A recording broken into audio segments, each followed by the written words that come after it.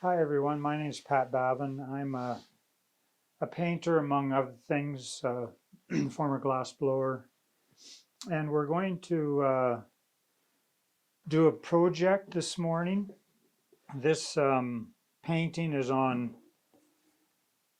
birch panel, which makes it very doable. We're going to be doing a technique of squeegee and then brush using a 6-inch squeegee and a 2-inch brush that's been pre-wetted. And so I just need to set up colors here. This is a palette box. I've pre-arranged a red, violet, yellow, green palette with its coinciding warm, cool sides of color. And but I want to take, and I just want to take some of this red dye and I'm not liking, this is this whole imaginal part of working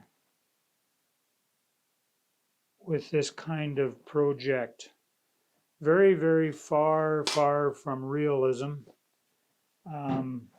We have no idea what the outcome of this will be.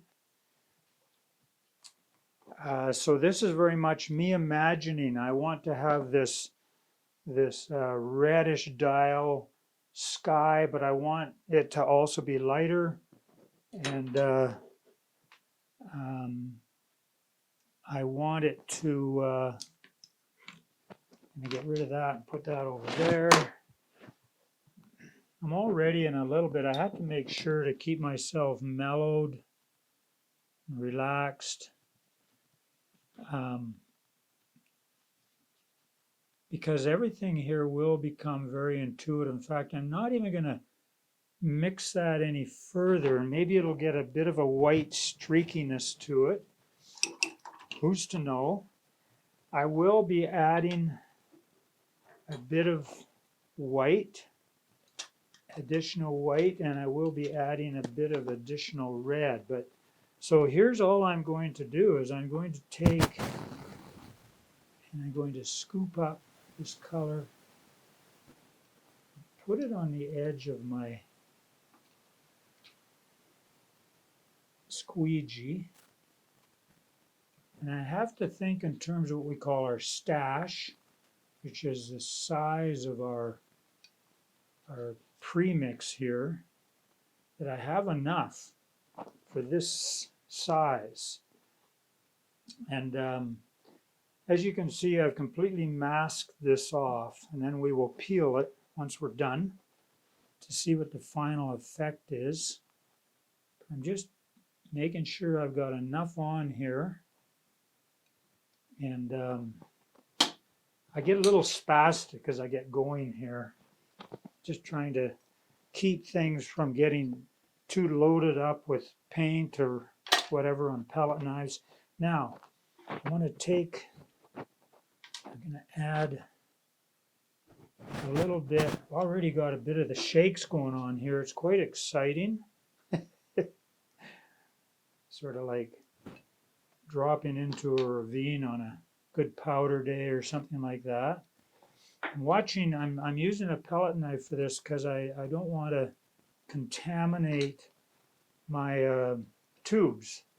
So I'm using a palette to apply that, keeping these somewhat organized. The brain is really wanting to engage here and control, so it's a little bit tricky.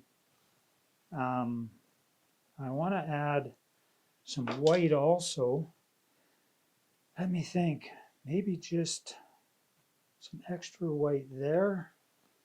As you can see, I've got this paint shirt that are worth thousands of dollars. In my paint shirts, I have a variety of paint shirts. And I'm just thinking, okay, I'm imagining a sense of cloud somewhat going through this, which may hopefully happen. Okay, so we are ready. Put that with that in case I got to use it quickly. Oh, and here's my brush ready to go. Here's my spritzer. I'm going to spritz water right on this thing. Once I'm done, I think I'll put my glasses on so I can see better.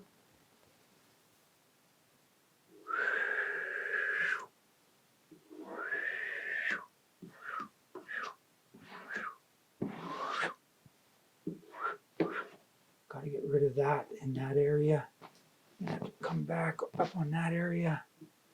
Work through here. Am I getting the bottom? Oh, I got a bit of a white effect going there. I think I want more white. I'm going to just squirt. I'm going to end up messing with that tube a bit, but I just want to get some white going through here in a sense like that.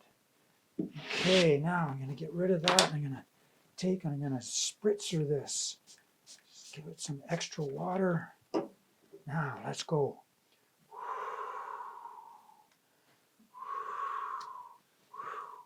I need more water.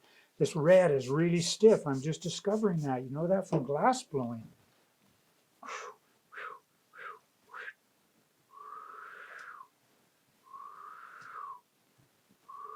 I want wind. I'm looking for wind. What's the wind doing against Mount Nelson? Get rid of that. Bit more spritz. Yikes, it's really a stiff color. Okay. Ooh, there was a nice wisp. See if we can get something else. I don't want to interrupt that if I can. I interrupted it. Darn. Ah. Oh, maybe I can do it like this. There's a little bit. Wisp that through. Finish that off up in there. Make that look better. How does it all look? Okay, that's it. We shall now go one step further. Now I got this all loaded up. You can see how much color I've still got. It's a beautiful mauve color. You know, I'd like to save that, so I'm going to take, right now, I'm going to squeegee it off and add it. I'm shaking. This is like running a river in your kayak or something. You get so nervous. But we went totally from the imaginal sense of trying to imagine what this looked like to the intuitive, that gut just working. And as things come to the surface and explode, what can you just naturally let happen? I'm just capping things here. And let's see what we've got. Now, Mount Nelson, oh yeah, I got a little bit of contamination into my white, but it's not bad, it's not inside. Whew. Okay, let's just peel this right off. Mount Nelson has only been at a stage of a wash right now, so the color is pretty boring, but it will be interesting to see how this is affected. So earlier this morning I sketched with pencil. I could see through this green masking tape. Here we go. You can see through this green masking tape with the black line work, which I call my bone work. I could actually see through there, so I could pencil line the bone work or the outline of the mountain and then cut it so that then I have this template of taped area. And so here we go. Yeah, you can see the, oh, interesting. Here we come up onto the top of Mount Nelson. Peel it off. Oh, that's going to really be cool. Gorgeous.